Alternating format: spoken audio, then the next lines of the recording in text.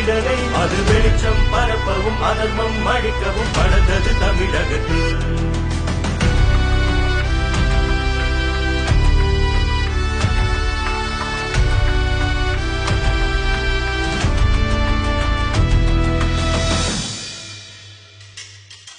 தனி ஒரு சிப்பாய் போர்க்களம் நுழைந்தான் அரசியலாயுதம் ஏந்தி. தன்னினம் அழிவதை சகித்துக் கொள்ளாமல் காவி புரட்சி வேண்டி. பலனொரு தலைவர் வந்தார் போனார் நின்றார் நிரந்தரமாகி.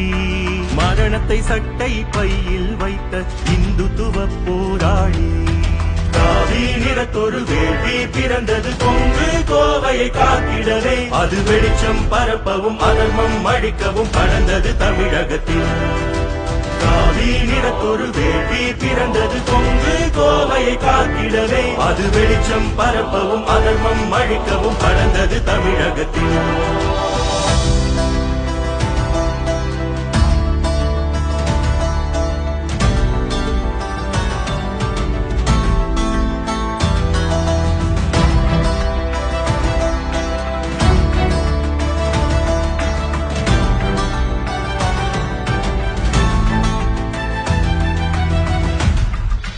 கருப்பு சாயம் அழித்திட்டு வள்ளுவனை மீட்டெடுத்தான்.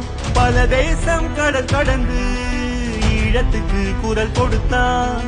தாய் சமயம் திரும்பிடவே சொந்தங்களை அரவணைத்தான்.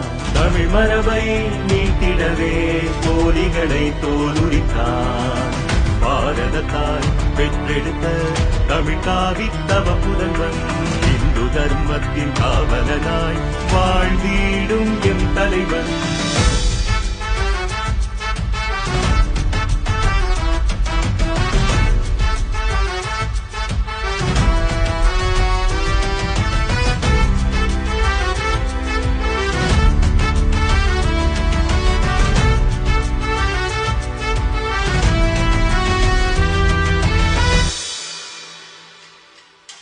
வியர்வை சிந்தியும் ரத்தம் சிந்தியும் சிறைச்சாலையில் தவமிருந்தும் நெருப்பில் பூத்திட்ட மலரை போலவே உதிரம் சிந்தியே பூரிக்கும். நாம் இழந்த பெருமையும் மறந்த மரபையும் மீட்டெடுத்திட உழைத்திட்டு பல நூறு தலைமுறை தாண்டி வாழ்ந்திட இந்து தர்மத்தை உயர்த்திட்டார். தமிழ்நாடு சூழ்ந்திட்ட இருளை விரட்டவே தன்னை தானையே எரித்தவர் யார்? பகைவர் 100 பேர் அணி திரண்டிட அஞ்சிடாத அர்ஜுன் சம்பத்.